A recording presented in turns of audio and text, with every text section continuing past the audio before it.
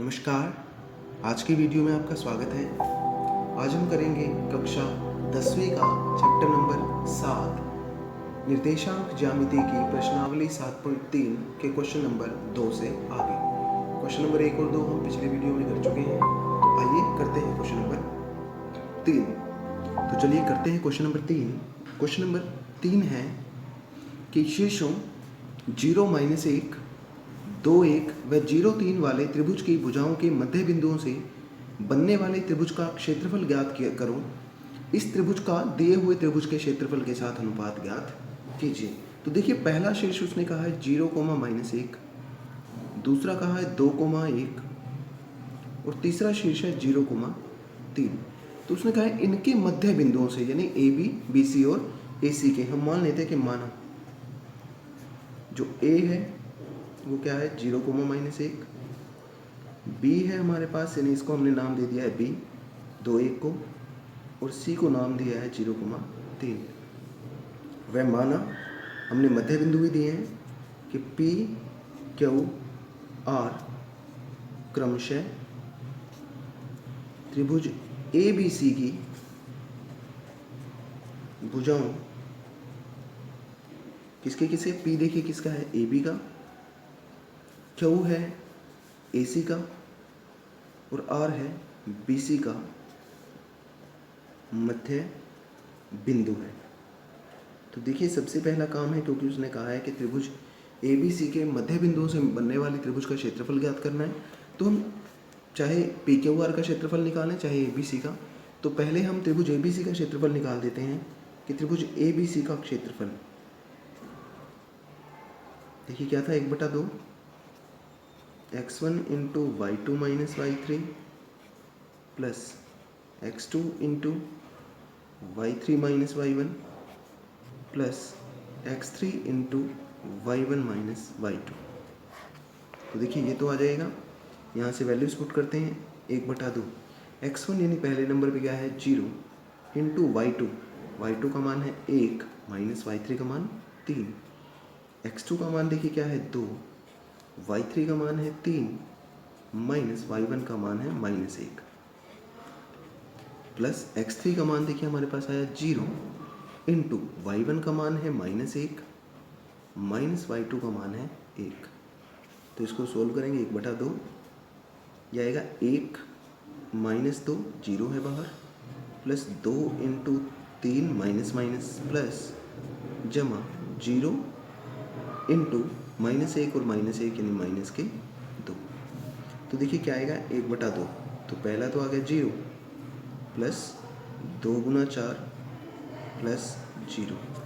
तो हमारे पास देखिए क्या आ जाएगा 1/2 इंटू 8 या फिर 8/2। तो हमारे पास कितना आ गया, त्रिभुज ए बी सी का क्षेत्रफल आ गया हमारे पास 4 वर्ग इकाई। अब देखिए, हम इसके मध्य बिंदुओं से बनने वाले त्रिभुज का क्षेत्रफल ज्ञात करेंगे। तो सबसे पहले हम लिखते हैं P के निर्देशांक।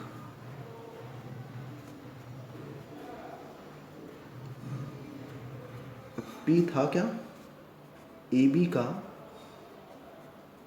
मध्य बिंदु। तो देखिए हमारे पास क्या आ जाएंगे, यह आ जाएगा x1 जमा, तो देखिए P के निर्देशांक ज्ञात करेंगे, ये था ए बी का मध्य बिंदु, तो क्या आया x1 जमा x2/2 और क्या होता है y1 जमा y2/2। देखिए x1 का मान हमारे पास आया 0 जमा x2 का मान है 2/2, y1 का मान है -1, y2 का मान है 1/2। तो हमारे पास आ गया 2/2, 0/2, ये हमारे पास आ जाएगा 1, 0। इसी तरह क्यू के निर्देशांक ज्ञात करेंगे। देखिए क्यू जो था वो था ए सी का मध्य बिंदु। अब फॉर्मूला लगाने की जरूरत नहीं है, सीधा ही हम करेंगे इसको, यानी 0 जमा 0/2 और -1 जमा 3/2। तो ये आ गया हमारे पास 0/2 और दूसरा आ गया 2/2, यानी ये हमारे पास आ जाएगा 0, 1। और इसी प्रकार से हम निकालेंगे आर के निर्देशांक, और वो किसका मध्य बिंदु था, ए बी का। तो ये हमारे पास आ गए 2 जमा 0/2, 1 जमा 3/2, यानी ये आ गया 2/2, 4/2, यानी ये हमारे पास आ जाएंगे 1,2। तो चलिए त्रिभुज पी क्यू आर के क्षेत्रफल निकालते हैं। तो लिखेंगे त्रिभुज पी क्यू आर का क्षेत्रफल। तो देखिए वही formula 1/2 x1 into y2 minus y3 plus x2 into y3 minus y1 plus x3 into y1 minus y2। तो हमारे पास देखिए पुट करेंगे 1/2, x1 का मान है 1 इंटू y2 का मान हमारे पास आएगा 1 माइनस 2 प्लस x2 का मान है 0 इंटू y3 का मान है 2 माइनस y1 का मान 0 प्लस x3 का मान है 1 इंटू y1 का मान है 0 माइनस y2 का मान है 1। तो देखिए हमारे पास क्या आ गया 1/2 इंटू 1 गुना -1 जमा 0 गुना 2 जमा 1 गुना -1। तो इसको सोल्व कर लेते हैं। 1/2 इंटू -1 जमा 0 -1 यानी 1/2 इंटू -2 यानी -2/2, या फिर कितना आ गया यहाँ से -1, परंतु क्षेत्रफल माइनस में नहीं होता इसलिए कितना आ गया 1। तो देखिए हमें अनुपात ज्ञात करना था दोनों त्रिभुजों के क्षेत्रफल का। तो लिखेंगे अनुपात बराबर है त्रिभुज पी क्यू आर का क्षेत्रफल बटे में त्रिभुज ए बी सी का क्षेत्रफल। तो देखिए त्रिभुज पी क्यू आर का क्षेत्रफल आया था 1 और त्रिभुज ए बी सी का क्षेत्रफल आया था 4, यानी अनुपात हो जाएगा 1:4। चलिए करते हैं क्वेश्चन नंबर 4। क्वेश्चन नंबर 4 है कि उस चतुर्भुज का क्षेत्रफल ज्ञात करो जिसके शीर्ष इसी क्रम में -4 -2 -3 -5 3 -2 व 2,3 है। तो देखिए ये चतुर्भुज हमने बना लिया है, ये ए बी सी और डी। अब चतुर्भुज का क्षेत्रफल तो हमने नहीं ज्ञात करना सीखा है किसी भी फॉर्मूले से जिसके शीर्ष दिए हुए हों।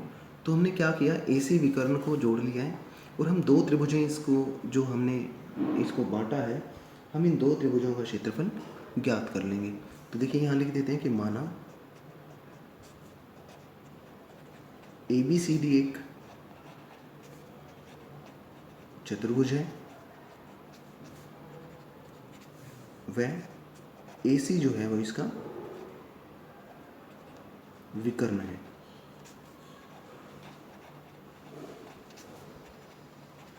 तो देखिए ए के जो है निर्देशांक है वो कितने हैं, -4 -2, बी के निर्देशांक है -3 -5, सी के निर्देशांक 3, -2 और डी के निर्देशांक हैं 2,3। तो दो त्रिभुजें बन गई हैं। हम एक एक त्रिभुज का क्षेत्रफल ज्ञात करेंगे। तो चलिए करते हैं। सबसे पहले त्रिभुज ए बी सी का क्षेत्रफल ज्ञात करते हैं। लिखेंगे त्रिभुज ए बी सी का क्षेत्रफल। क्या था फॉर्मूला त्रिभुज का, 1/2 into x1 into y2 minus y3 plus x2 into y3 minus y1 plus x3 into y1 minus y2। तो यहाँ से देखिए 1/2 x1 ए बी सी की बात कर रहे हैं। तो x1 है -4, y2 का मान है -5, माइनस y3 का मान है -2 प्लस x2 का मान है -3 इंटू y3 का मान है -2 माइनस y1 का मान हमारे पास है -2। एक चीज़ ध्यान में रखनी है कि कोई भी टर्म जब माइनस में आएगी तो उसे ब्रैकेट में रखना है। तो x3 का मान है 3, y1 का मान है -2 और y2 का मान है -5। तो देखिए 1/2 -4 -5 जमा 2 -3 -2 जमा 2 और जमा 3 इंटू -2 जमा 5। तो इसको थोड़ा सा हल कर लेंगे हम लोग। 1/2 -4 गुना -3 इंटू 0 जमा 3 इंटू 3। तो देखिए क्या आएगा, 1/2 माइनस माइनस प्लस यानी 4 × 12 माइनस 0 जमा 9। तो हमारे पास ये आ जाएगा 12 और 9 21 यानी 1/2 बाहर था, तो क्या क्षेत्रफल आ गया 21/2 वर्ग इकाई। यह आया हमारे पास त्रिभुज ABC का क्षेत्रफल। इसी प्रकार से हम निकालते हैं त्रिभुज ACD का क्षेत्रफल। देखिए 1/2 x1 y2 minus y3 plus x2 y3 minus y1 plus x3 y1 minus y2। तो देखिए पुट करते हैं। अब वही चीज़ है किसमें ACD। तो हमें 3 निर्देशांक लेने हैं, A का, C का और D का। तो देखा पहले है x1 का मान है -4। देखिए यहाँ से 1/2 -4 y2। अब C वाला, C के अंदर क्या है -2 माइनस y3 यानी D वाला तो 3 प्लस x2 यानी C के लिए 3 y3 हमारे पास है 3 माइनस y1 का मान है -2 प्लस x3 का मान क्या है 2 इंटू y1 का मान -2 माइनस y2 का मान है -2।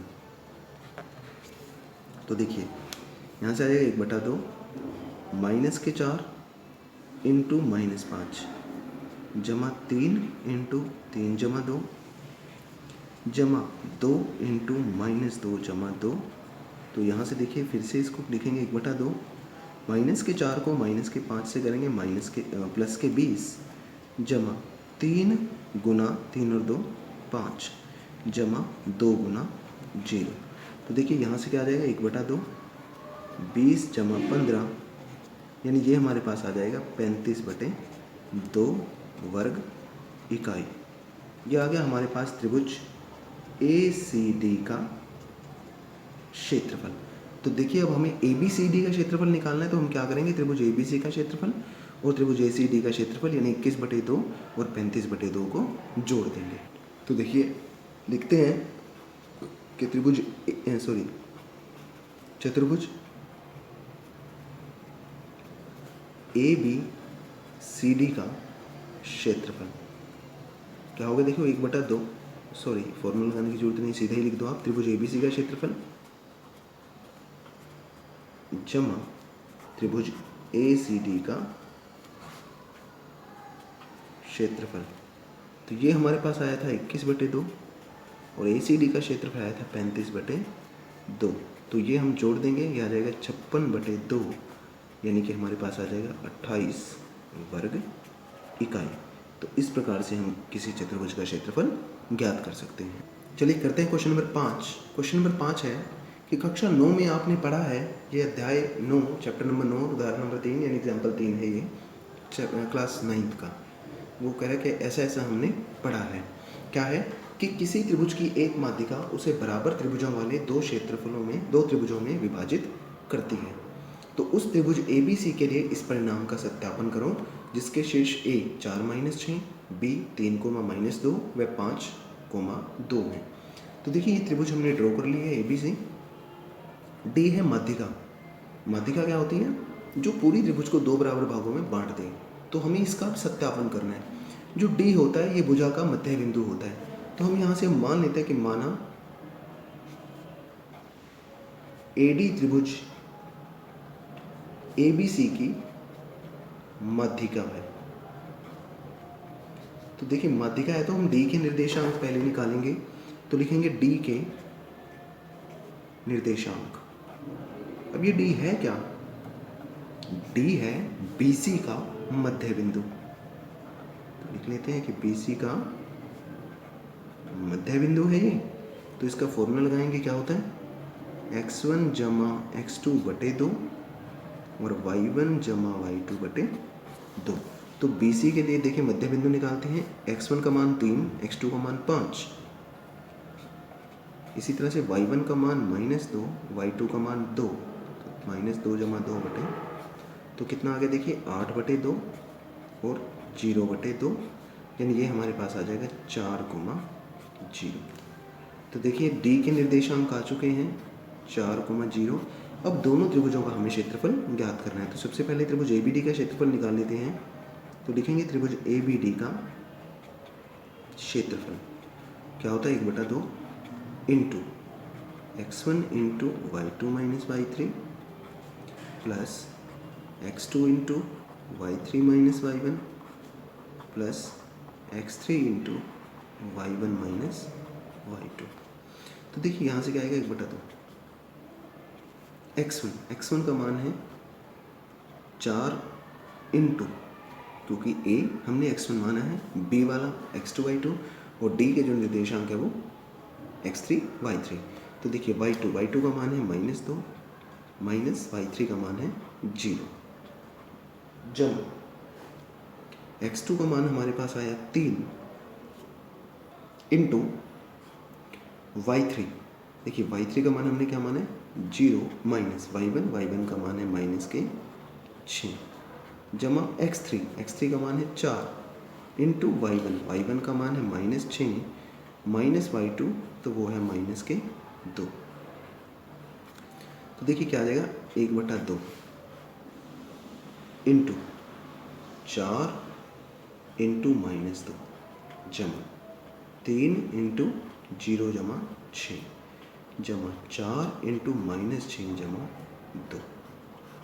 तो देखिए सोल्व करें तो 1/2 -8 जमा 6 × 18 जमा 4 गुना -4।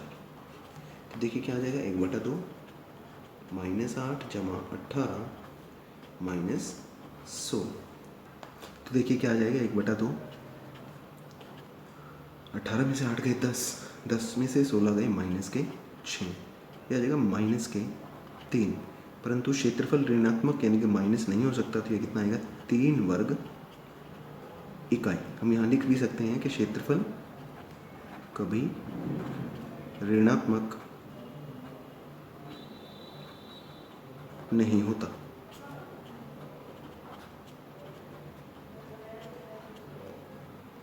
तो इसी प्रकार से हम त्रिभुज ADC का क्षेत्रफल निकाल लेंगे। तो चलिए निकालते हैं त्रिभुज ADC का क्षेत्रफल। तो लिखेंगे त्रिभुज ADC का क्षेत्रफल, फॉर्मूला वही है 1/2 into x1 into y2 minus y3 plus x2 into y3 minus y1 plus x3 into y1 minus y2। तो चलिए करते हैं 1/2। चलिए मैं आपके लिए यहाँ फिगर ड्रॉ कर देता ताकि आपको आसानी रहे। तो चलिए देखते हैं 1/2। अब ADC इसका निकालना है, तो x1 का मान है 4 इंटू y2 का मान है 2, सॉरी y2 का मान है 0 और y3 का मान है 2 प्लस इसी तरह से x2 का मान भी 4 है, y3 का मान है 2 माइनस y1 का मान है -6 प्लस x3 का मान देखिए क्या है 5 इंटू y1 का मान है -6 माइनस y2 का मान है 0। तो देखिए क्या आ जाएगा, 1/2 इंटू 4 इंटू -2 प्लस 4 इंटू 2 जमा 6 प्लस 5 इंटू -6। देखिए क्या आ जाएगा, 1/2 आएगा -8 जमा 4 इंटू 10 जमा 30, सॉरी माइनस के और एक सॉरी मिस्टेक है, यहाँ पर 6 है, 6 और 2 8। तो देखिए क्या आ जाएगा, इसको सोल्व करते हैं। 1/2 -8 जमा 32 -30। तो हमारे पास देखिए 1/2 इंटू माइनस के 38 जमा के 32। तो यह आ जाएगा 1/2 गुना -6। फिर से वही बात, यहाँ माइनस में 3 आ गया, लेकिन इसको हम क्या लिखेंगे 3। क्यों? क्योंकि ये जो क्षेत्रफल है वह ऋणात्मक नहीं हो सकता।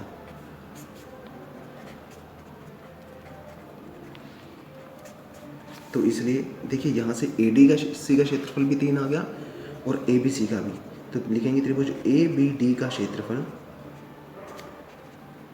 बराबर है त्रिभुज ADC का क्षेत्रफल। तो हम लिख सकते हैं कि अतः त्रिभुज की माध्यिका त्रिभुज को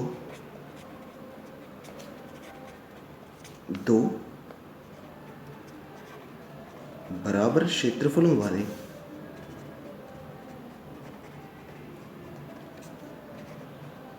त्रिभुजों में विभाजित करती है।